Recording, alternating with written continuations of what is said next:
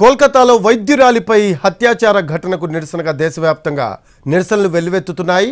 ఇవాళ ఎమర్జెన్సీ సేవలు మినహాయించి అన్ని మెడికల్ సర్వీసులను వైద్య సిబ్బంది బహిష్కరించారు. ఇండియన్ మెడికల్ అసోసియేషన్ పిలుపుతో వైద్యులు, నర్సింగ్ స్టాఫ్, పారామెడికల్ స్టాఫ్, వైద్య సిబ్బంది బంద్లో పాల్గొంటున్నారు. కోల్కతా ఆర్జికర్ ఆసుపత్రిలో ట్రైనీ డాక్టర్పై జరిగిన క్రూరమైన ఘటనకు వ్యతిరేకంగా విద్యార్థులు ఆందోళన ఉధృతం చేశారు. నేడు దేశవ్యాప్తంగా అత్యవసర సేవలు, క్యాజువాలిటీ సర్వీసులు మినహా వైద్య సేవలను బహిష్కరించారు. రాష్ట్ర శాఖలతో సమావేశం తర్వాత ఇండియన్ మెడికల్ అసోసియేషన్ ఈ నిర్ణయం తీసుకుంది. ఇప్పటికే అన్ని ప్రభుత్వ ఆసుపత్రుల్లో తాత్కాలిక సేవలు నిలిచిపోయాయి. అన్ని ప్రైవేట్, కార్పొరేట్ ఆసుపత్రులు ఓపీ తాత్కాలిక సేవలు నిలిపివేసి ఆందోళనకు మద్దతు ప్రకటించాయి. మహిళా వైద్యులు, సిబ్బంది హింసకు గురవుతున్నారని, అధికారుల ఉదాసీనత వల్లే వైద్యులపై భౌతిక దాడులు జరుగుతున్నాయని ఐఎంఏ ఆందోళన వ్యక్తం చేసింది.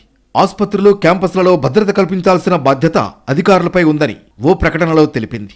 కోల్కతాలో వైద్యురాలిపై హత్యాచారం ఘటనను ఖండిస్తూ సీఎం మమత, టీఎంసీ నేతలు భారీ ర్యాలీ తీశారు.